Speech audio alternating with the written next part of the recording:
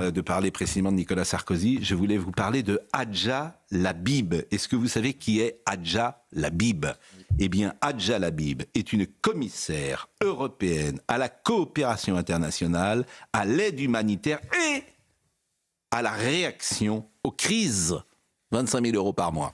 Et elle nous a fait une petite vidéo avec un kit de survie, avec plein de petites blagounettes. C'est votre argent, hein ? Oui. C'est votre argent. C'est l'argent de l'Europe. C'est l'argent de l'Europe, n'y allez pas. Ça sert à rien. Cette dame ne sert pas à grand-chose. Et ce qu'elle a produit, encore moins. Mais c'est l'argent de l'Europe. Ça sert à allez-y, aux gens. 25 000 € par mois, cette commissaire européenne. Et je vous propose d'écouter cette petite vidéo grotesque qu'elle a produite.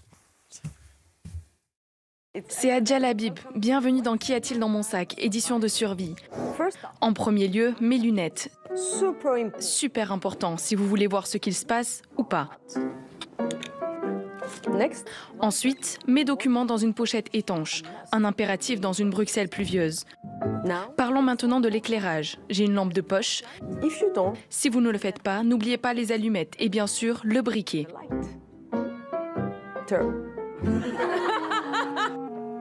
Et de l'eau, bien sûr, parce que l'eau, c'est la vie.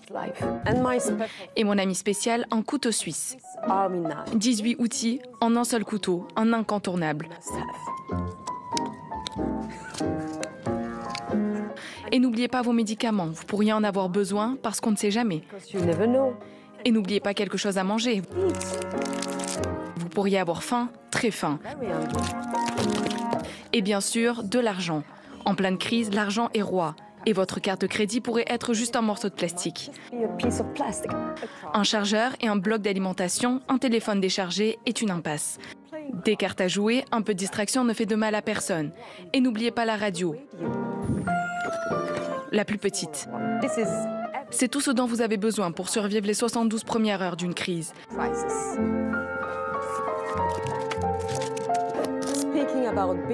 L'Union européenne prépare sa stratégie pour s'assurer que chaque citoyen est en sécurité en cas de crise. Être préparé, être en sécurité. Je ne peux pas vous dire mon niveau d'agacement. Parce que vous avez cette dame qu'on paye pour rien. Vous avez sans doute une agence de publicité qui a fait ça. Ça a coûté une blinde. Non, mais jusqu'à quand ça va durer, en fait ? C'est pas la question d'argent qui me c'est juste le vôtre, en fait. Oui, il y a ça, mais c'est surtout que ça crée un climat oui, mais personne n'est... Oui, on parle comme si on avait 4 ans et demi, surtout, c'est ça. Les personnes âgées, je peux vous dire, moi j'en connais, qui ont pleuré, qui ont peur, qui sont terrorisés dans les campagnes. Mais je suis d'accord. Ceux qui ont connu la guerre, notamment, ils se disent « Oh là là, je vais recevoir un kit de survie ». Mais ça a un impact considérable. Mais on a l'impression que ces gens-là jouent à la guerre. Or, la guerre, c'est ce qu'il y a de pire dans la vie d'un peuple. Je vous assure, vous qui êtes homme politique, revenez au métier de journaliste. Je vous assure, c'est mieux, Carl Olive. Non mais vous ne croyez pas si bien dire, parce que dans la préparation de l'émission, quand je vois la thématique du kit de survie de base, je travaille pour voir ce qu'on peut mettre dans le kit de survie de base. Donc j'appelle des amis en Suisse pour savoir s'ils sont concernés par le sujet. J'appelle mon ami Erwan Jahu qui me dit non, on a eu simplement des pastilles d'iode. C'est-à-dire que je prends à cœur ce que vous mettez dans votre conducteur. Parce que quand je vois ça, j'ai l'impression qu'on est le 1er avril, voyez-vous. Ou alors on est dans un avion, je vous assure aussi, parce que j'ai demandé à... Je pensais que c'était un fake FAKE. Et avec Marine, c'est pour ça qu'on n'en a pas parlé hier soir, je pensais que c'était une blague. Et on l'a découvert hier. C'est parti d'un plan à l'échelle de la Commission européenne, avec de l'argent investi, parce que là c'est une vidéo effectivement avec de l'argent engagé, mais il y a tous les politiques sont pas comme ça, Pascal Praud, parce que là, revenez dans le métier de journaliste, mais tous les politiques sont pas comme ça. Il y en a beaucoup à Bruxelles, c'est quand même révélateur de l'état d'esprit depuis 2022. Je répète, commissaire européenne, salaire payé par vous. J'ai donné le salaire tout à l'heure. Pour rien, pour faire des inepties pareilles. Jusqu'à quand ça va durer ? Pourquoi personne ne dit c'est grotesque et c'est ridicule ? On le dit là. On le dit. Oui, on le dit.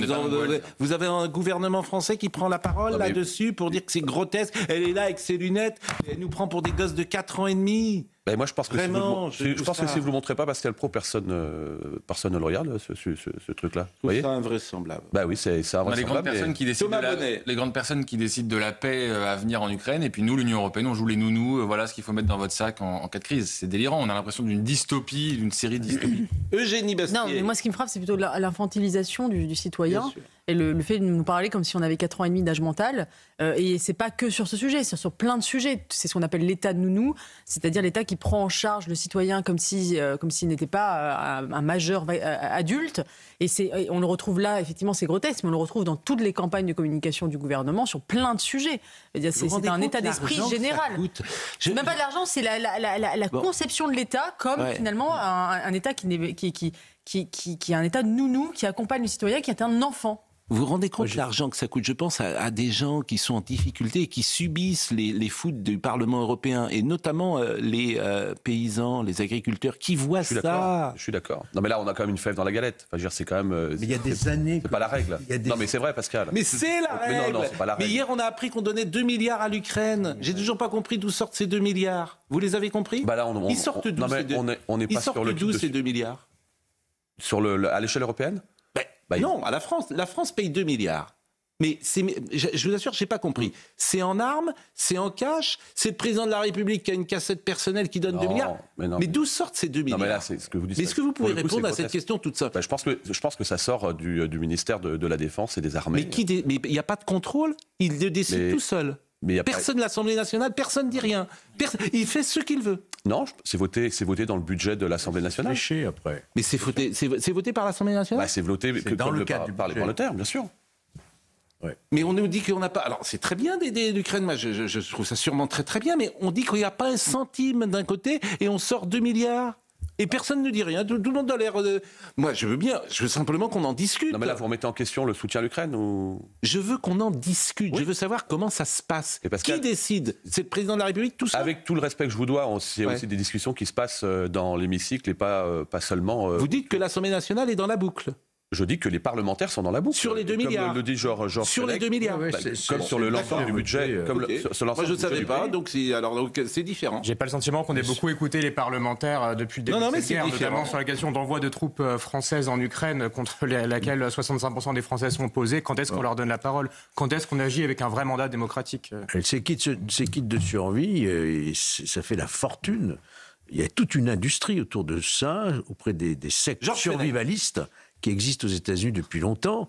Mais oui, ils construisent des bunkers, mais vous ne pouvez pas imaginer. Et allez sur Internet, vous allez voir, ça prolifère. Il y a une véritable industrie d'air. Pascal, il a déjà acheté sa place dans un bunker. Parce que vous voyez, il y a une manipulation au pire. Ça s'appelle les préparer d'ailleurs. Donc ça crée un climat anxiogène terrible. Bon, autre sujet du jour, et il est important celui-là, évidemment, c'est Nicolas Sarkozy. Le parquet financier a requis ce jeudi à l'encontre de Nicolas Sarkozy, vous le savez, une peine de 7 ans. On va écouter effectivement les avocats, on les a écoutés hier soir, notamment Jean-Michel Darrois, qui revenait sur ces derniers jours, et notamment sur ces dernières semaines de procès, et notamment le fameux... document Mediapart, où il avérait aujourd'hui que c'est un faux. C'est ce qu'a même reconnu, dit M. Darrois, la justice. Écoutez. L'audience a démontré que c'était faux. Le parquet, me semble-t-il, l'a même reconnu hier. Aucune trace de financement n'a été trouvée. Aucune trace de demande de financement n'a été trouvée. Le parquet a complètement changé son histoire parce qu'au fur et à mesure du dossier, il est apparu que les 2 fondements de son accusation, une note Mediapart et un soi-disant tête-à-tête entre Nicolas Sarkozy et Kadhafi, n'existaient pas. Le document de Mediapart est un faux mensonger et l'audience a démontré que jamais Sarkozy n'a demandé le moindre financement à Kadhafi. Et Christophe Ingrand a également pris la parole, c'est un des autres avocats de Nicolas Sarkozy. Pour masquer ses faiblesses, pour dissimuler ses carences probatoires, le parquet parle fort et demande des peines élevées. Et c'est pas ça la justice. Et on a encore quelques semaines de plaidoirie avec nos confrères et pour notamment Nicolas Sarkozy, démontrer que ces réquisitions, même s'ils sont dites avec un ton sentencieux qui se veut sévère, elles sont vides, elles sonnent creux. Ils s'attendaient à autre chose que des peines excessives et sans aucun fondement. Bon, on ne peut pas dire, alors ça c'est effectivement sans doute la vie qui est comme ça, mais que ses anciens amis soient beaucoup montés au créneau pour commenter ces réquisitions. Laurent Wauquiez, j'ai envie de dire, il a fait le minimum. Je veux redire mon amitié et mon soutien à Nicolas Sarkozy, lui qui a consacré toute sa vie au service du pays, au prix de nombreux sacrifices. Mais je ne vais pas citer nombre de personnes politiques auxquelles je pense, qui doivent peut-être un peu aussi leur carrière à Nicolas Sarkozy, et je ne les ai pas vus forcément écrire. C'est un peu comme le procès de Depardieu. Il y a beaucoup de gens qui lâchent quand on est au fond du trou. Mais vous avez raison. Eugénie Bastier. C'est vrai que on est assez effaré par la lourdeur de la peine, sachant que... Non, pas de la peine, des réquisitions. De la peine demandée. Sachant qu'il y a un principe de droit quand même majeur, c'est que le doute doit profiter à l'accusé. Et dans cette affaire, il n'y a que du doute. Hein. Il n'y a aucune preuve tangible. Et surtout, pour moi, le fait majeur, c'est quand même la guerre qu'a déclarée Nicolas Sarkozy à Kadhafi en Libye, qui, il me semble, est un élément qui montre que si Kadhafi avait eu des preuves, il les aurait montrées à ce moment-là. Et je trouve que c'est quand même très, très léger comme accusation. Non, mais ce raisonnement de bon sens n'est pas arrivé jusqu'au cerveau. C'est quand même un élément qui peut au moins faire douter.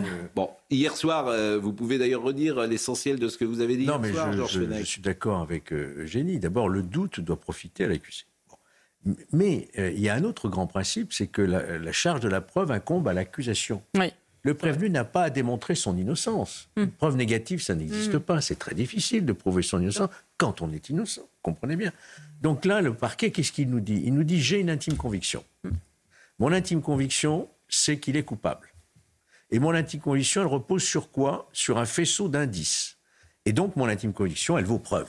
Mais là-dessus, vous êtes ficelé, là. Vous ne pouvez plus rien dire. C'est une construction purement intellectuelle. Alors, il est vrai, quand vous regardez de très près le dossier, le documentaire de Mediapart, qui est sorti le même jour que le début du procès, on voit bien que tout est bien organisé. Vous avez ces rencontres, notamment de Brice Hortefeux, de Guéant, avec des gens comme Senoussi. Vous avez des intermédiaires. Vous rappelez qui est Senoussi, condamné par la France, le par beau-frère, et c'est lui qui est à l'origine. Tout ça est vrai. De l'attentat de l'UTA en 1989. C'est ça. Qui avait des intermédiaires qui apparaissent. De morts. Tout ça, c'est vrai. Mais ça ne fait pas de Nicolas Sarkozy quelqu'un qui a organisé un pacte de corruption, qui était au courant de ce qui pouvait exister par ailleurs, et on lui impute tout, voyez-vous. Donc, moi, je suis assez effrayé de cette démonstration. Il a fallu quand même 20 heures à 3 procureurs qui sont succédés pour essayer de prouver qu'ils voyaient juste, enfin, de convaincre qu'ils voyaient juste. Maintenant, il faut espérer que le tribunal, comme on dit dans sa sagesse, fasse la part des choses. Est-ce que, oui ou non, nous avons la preuve ? Si nous avons la preuve, il faut condamner. Et très sévèrement. Et même au maximum de la peine. Mais si vous avez le moindre doute, et le doute, il existe, il vaut mieux relaxer. Voyez-vous, c'est ça le principe. Bon, j'ai envie de dire, j'ai le sentiment que derrière l'expression pacte de corruption, tu fais ce que tu veux.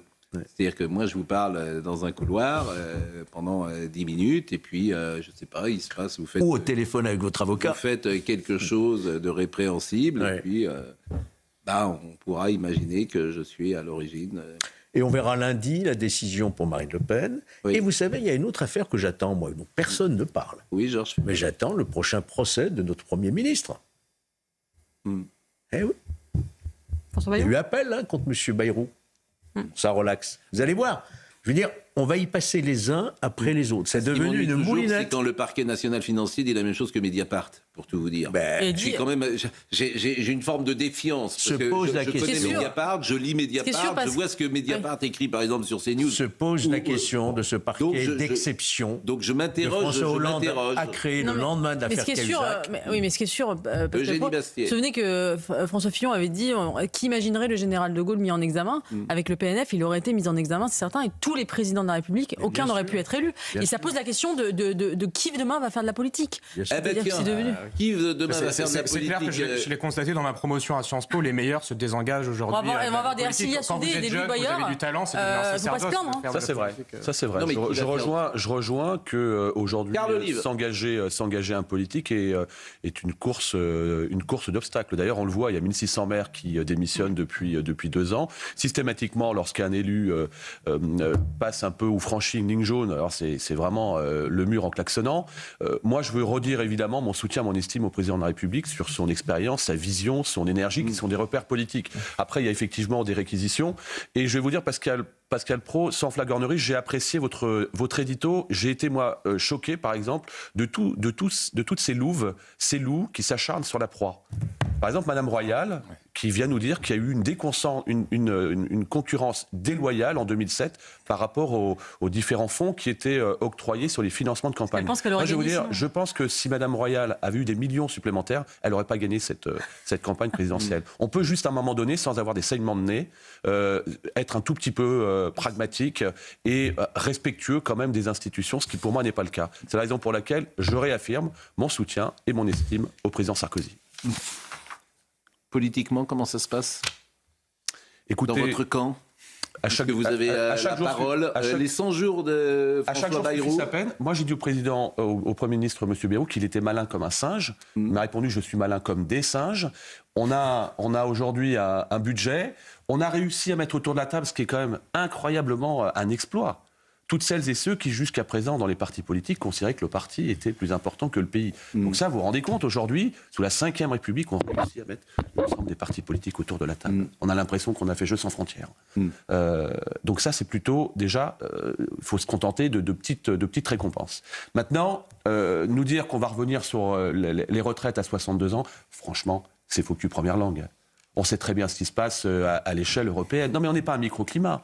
En Allemagne, en Italie, en Espagne, en Belgique, au Royaume-Uni et en France, on va revenir sur la retraite à 62 ans. Nous, si on nous dit tous, on fait un référendum sur la retraite à 62 ans ou à 60 ans, on est tous très très contents. Et comment on fait après pour financer tout cela? On a juste oublié cela. Donc comment ça va, Pascal? Aussi bien que possible, quand on est sur des choses pragmatiques. Moi, je suis content du projet de loi sur le narcotrafic par M. Retailleau et M. Darmanin, parce qu'en voilà, en tout cas, deux qui savent de quoi ils parlent quand ils sont ancrés sur le terrain. Puisque vous avez aussi la parole, le voile, vous auriez pu être ministre des Sports, vous auriez peut-être été à votre place, et vous auriez peut-être eu une position différente de Mme Marie Barsac. J'aurais surtout pas remis une pièce dans le jukebox. Il n'y a pas de sujet. Il n'y a pas de sujet sur le voile dans le sport. Il n'y a pas de sujet. Et qu'est-ce qu'on a fait là? On a stigmatisé les musulmans. Pardon, mais c'est insupportable. Il n'y a pas de sujet. Dans les règlements, c'est inscrit noir sur blanc. La loi sur les règlements intérieurs qui a été réaffirmée par le président Diallo, Fédération française de football, elle est claire. La loi 4 sur l'équipement. La loi 4 sur l'équipement. Vous avez 118 fédérations avec 118 règlements discordants, donc c'est bien qu'il y ait une clarification au niveau national. Mais il n'y a pas besoin de clarification. Cher monsieur, excusez-moi, ça fait 35 ans que je fais du sport. Et ça fait 35 ans que je suis un dirigeant sportif dans différents secteurs. Il n'y a jamais eu de problème. Lisez les rapports de l'Assemblée nationale, lisez ce qu'écrivent les renseignements, lisez ce qu'écrivent les parlementaires de votre propre camp. Quel est l'intérêt aujourd'hui de ressortir comme priorité ces sujets-là, alors qu'il n'y a pas de problème? Non, il y a des soucis dans le sport, Karl.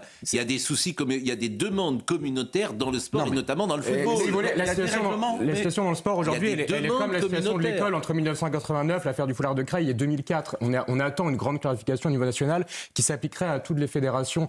Tant qu'on n'aura pas cette clarification, l'entrisme islamiste, il va continuer d'imposer ses mœurs, sa loi. Mais monsieur, je vous le dis...